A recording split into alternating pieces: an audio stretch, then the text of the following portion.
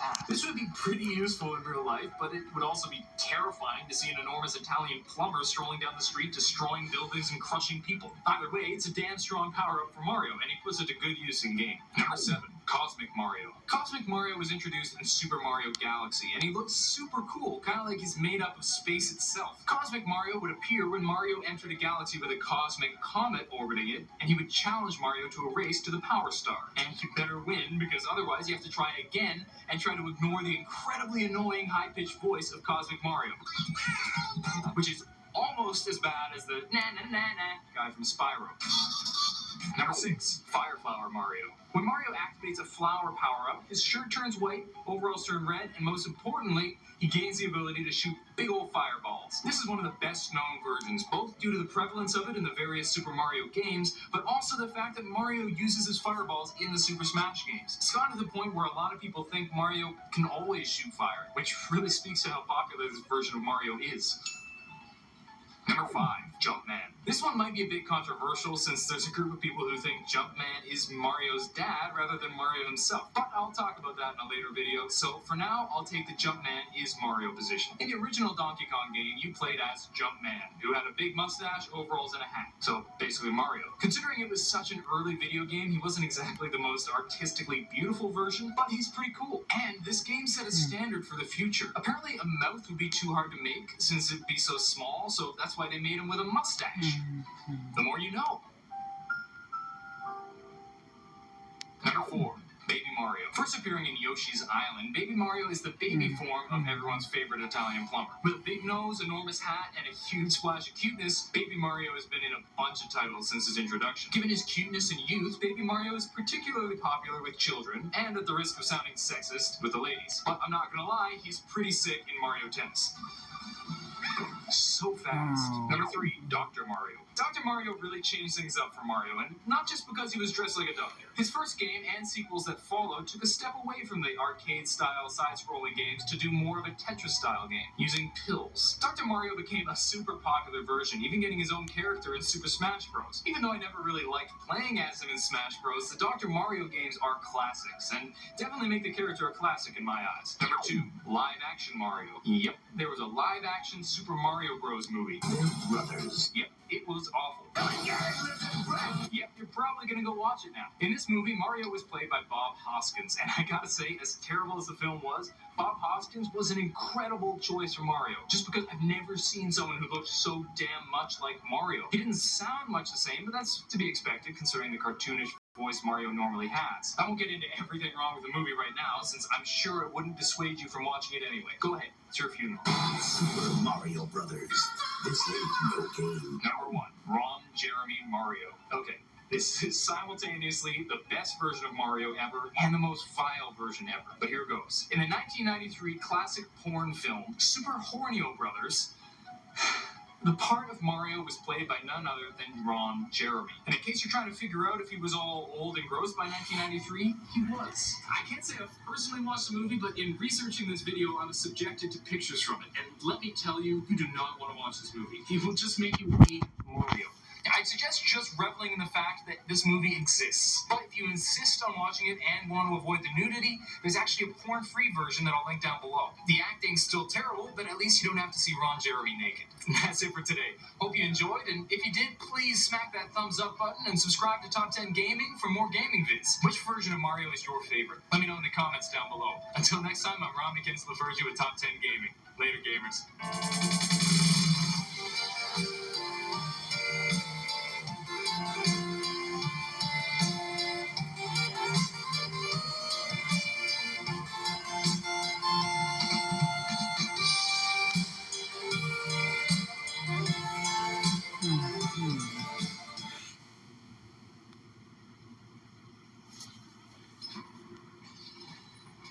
So while you clicked on this and we're probably like alternate versions, but how? Fear not, friends. We'll be counting down the different Kongs that are part of the Donkey Kong canon in this list. That being said, let's jump right in.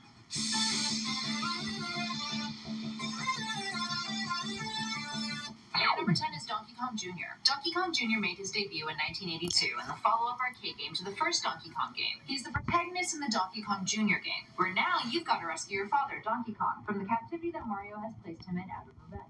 Sometimes transitional character in the sense that Rare, the developers of Donkey Kong Country, have stated that Junior is actually Donkey Kong himself. But in Super Smash Bros. Brawl and Donkey Kong Country Returns, it's stated that the current DK is the original DK's grandson, which means Junior is the current Donkey Kong's father. Whoa. How's that for a family hierarchy for you? And at number 9 is Bluster Kong. This Kong originates from the Donkey Kong animated series and is the comic relief of the show. I mean, take a look at him. That hair, that stash, oh boy. So Bluster is the owner of the Barrel Works factory, and he's a prissy rich boy who's a bit of a coward. He's also kind of gross too. He's constantly hitting on Candy Kong, who's Donkey Kong's girlfriend, and he's always trying to impress her. But generally, most of the things that he does leads to disaster. And do you guys remember Leo Lester? His suave alter ego that managed to win everyone over? Yeah, that hair though. And at number 8, Pixels Donkey Kong. Jumping over to a film that most of us wish we couldn't remember, our number 8 spot goes to the only good thing in that train wreck of a movie, Pixels, Donkey Kong's cameo. And you gotta admit, it looked pretty cool. Adam Sandler and all the other actors who were dragged into this film face off against him. And I think I speak for everyone when I say I sincerely wanted one of those barrels to knock the crap out of them. And at number 7 is Candy Kong. Candy is Donkey Kong's girlfriend. Both the Kongs and their Kremlins alike think that she's one of the most beautiful beings alive. Most of what we know about Candy Kong is from the German manual of Donkey Kong 64, strangely enough, and from the animated series, although she does help DK out on several missions in the games. She has a love of music and is very serious about her fitness regimes. And she's a bit of a firecracker. She's also the first female character to appear in the Donkey Kong series. And at number 6 is Ninja Kong. Ninja makes this list because, well, look at him. He's so damn cool. Aside from having a killer aesthetic, Ninja Kong is the ruler of the Durian Kingdom. And he's the third Kong boss that DK has to defeat in Donkey Kong Jungle Beat, the game he also makes his first appearance in. He's one of the more physically stronger opponents that crosses DK's path. And fun fact, the Japanese translation of his name actually means Samurai Kong. And at number 5 is Funky Kong. Speaking of cool, I feel like this Kong is the epitome of it in the DK universe. He's basically Chill Kong. Like if someone created him today, they would totally name him Chill Kong. Yep, I said it. I'm so sorry. Bro Kong. Funky is one of Donkey Kong's best friends and first appeared in Donkey Kong Country as the owner of Funky's Flights. His Funky Barrel helps teleport you across the island to areas you've already cleared too. And Funky's Fishing in the Game Boy Advance version of Donkey Kong Country.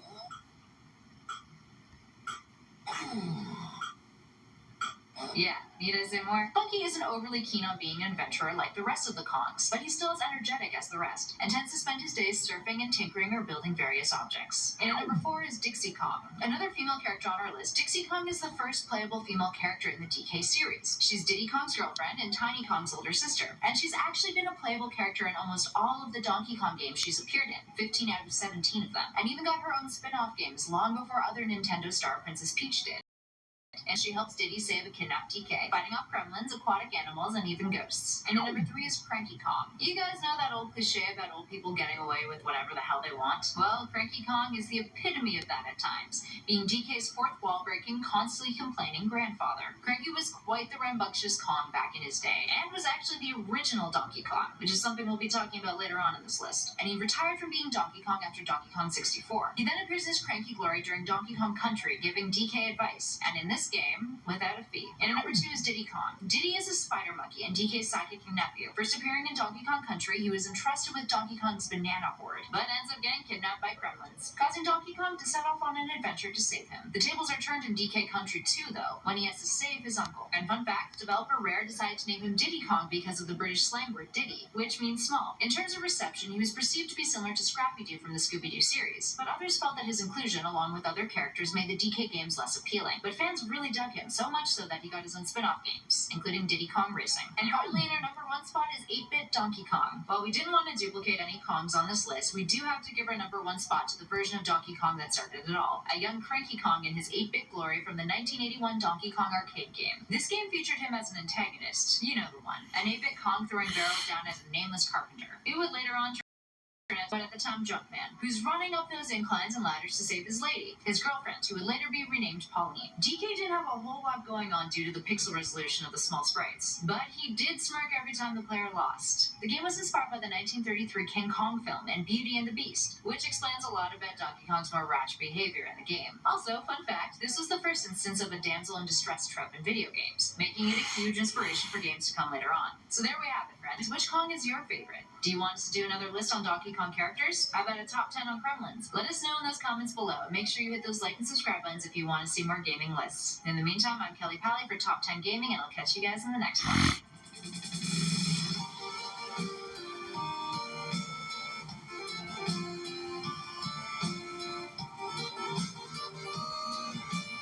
technology improved. That, along with his many in-game power-ups, brings about a number of like presumably you do. Top 10 alternate versions of Luigi.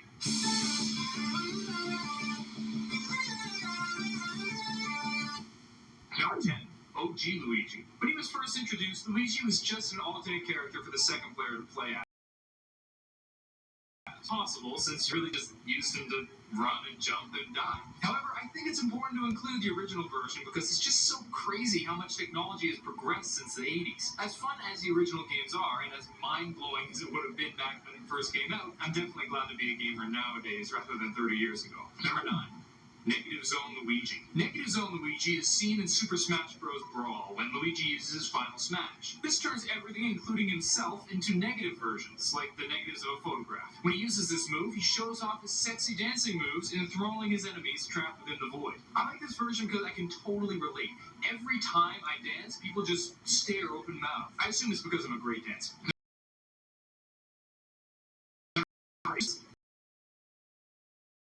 It shoot fire or fly, but what it does let him do is look like an adorable little kitty. Introduced in Super Mario, Luigi could use the spell to change into his feline form, gaining the ability to pounce on enemies and climb walls with the agility of a cat. It's definitely useful in-game, but besides the Spider-Man wall climbing, it's just plain cute. And frankly, sometimes being cute is all it takes to get on this list. Number 7. Baby Luigi. This may come as no surprise, and if you saw the alternate Mario video, this definitely comes as no surprise. But no alternative Luigi video would be complete without talking about his good old baby form. Baby Luigi was introduced in Yoshi's Island, and he was arguably even cuter than Baby Mario. Something about how long his face is just hits me right in the ovaries. There isn't a ton to say about him. He's a baby version of Luigi. What else can I say? He cries a lot. He probably goes poo-poo in a diaper. Screw it. Next. Number 6. Fox Luigi. Fox Luigi is basically Luigi's version of Raccoon Mario. When Luigi uses a super leaf, rather than turning into a raccoon like Mario, he turns into something totally different. Basically the exact same, a fox. Despite the super radical change, Luigi gains similar powers to Mario when using this power-up, often able to jump higher and float through the air longer than normal. Here's my question. Why would you make Mario and Luigi transform into a raccoon and a fox, respectively, when they gain flying abilities? It just doesn't make sense. Why not use a gliding animal, like a bat squirrel? I never understood what raccoons and foxes have to do with flying. If anyone knows, please let me know in the comments, because I'm stumped. I'm sure there's a reason. Number 5. Luigi's Mansion Luigi. This is a version of Luigi who finally got to step away from the shadow of his famous brother, not counting the less popular Mario is missing. In Luigi's Mansion, Mario has been taken, and Luigi needs to get him back. The only problem is, he basically has to become a Ghostbuster, and he's terrified of ghosts.